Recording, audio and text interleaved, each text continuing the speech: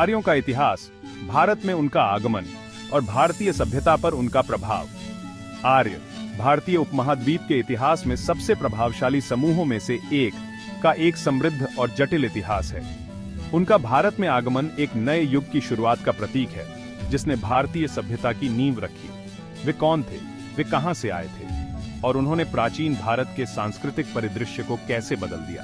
कहानी शुरू होती है लगभग 2000 ईसा पूर्व के विशाल मध्य एशियाई मैदानों से, विशेष रूप से कैस्पियन सागर के उत्तर में। आर्य एक बड़े समूह का हिस्सा थे जिन्हें इंडो यूरोपियन कहा जाता था, जो एक सामान्य भाषा बोलते थे और एक अर्ध घुमंतु पशुपालक संस्कृति साझा करते थे। ये लोग भूमि पर निर्भर थे, मवेशी और घोड़े चराते थे और रथों के उपयोग में कुशल थे। जैसे जैसे जलवायु की स्थिति और जनसंख्या का दबाव बढ़ता गया, इन इंडो यूरोपियनों का एक हिस्सा, जिसे आर्य कहा जाता है, ने प्रवास करना शुरू किया। उनकी यात्रा उन्हें विशाल दूरी, पहाड़ी दर्रों और नदी घाटियों के माध्यम से भारतीय उपमहाद्वीप की भूमि की ओर ले जाएगी। लगभग 1500 ईसा पूर्व आर्यों ने मध्य एशिया से प्रवास करना शुरू किया। इतिहासकारों का सुझाव है कि उन्होंने उत्तर पश्चिमी दर्रों, संभवतः खैबर दर्रे के माध्यम से भारतीय उपमहाद्वीप में प्रवेश किया। वे लहरों में आए, धीरे धीरे सिंधु और बाद में गंगा के उपजाऊ मैदानों में बस गए।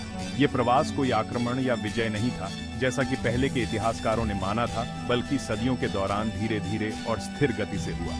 आर्य अपने साथ एक नई भाषा, संस्कृत और एक जीवन शैली लाए, जो अनुष्ठानों, भजनों और एक गहरे आध्यात्मिक दृष्टिकोण पर केंद्रित थी।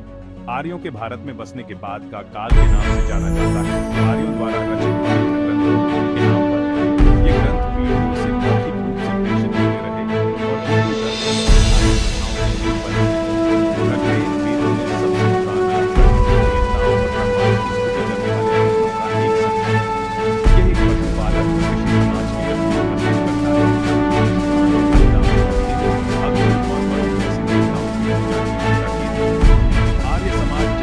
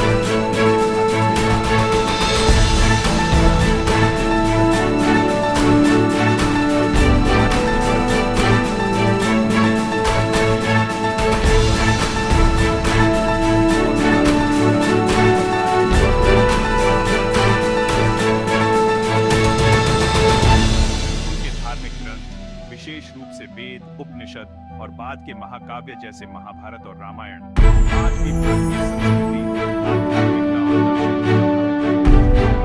आर्यों का भारत में प्रवास केवल विचारों, विश्वासों और परंपराओं का प्रसारण सदियों पहले पहाड़ों और मैदानों के बाद उनकी यात्रा ने मानव इतिहास की सबसे पुरानी और सबसे टिकाऊ सभ्यताओं में से एक आज आर्यों त्योहारों की लय और भारतीय समाज की प्रकृति सुनी जा सकती है।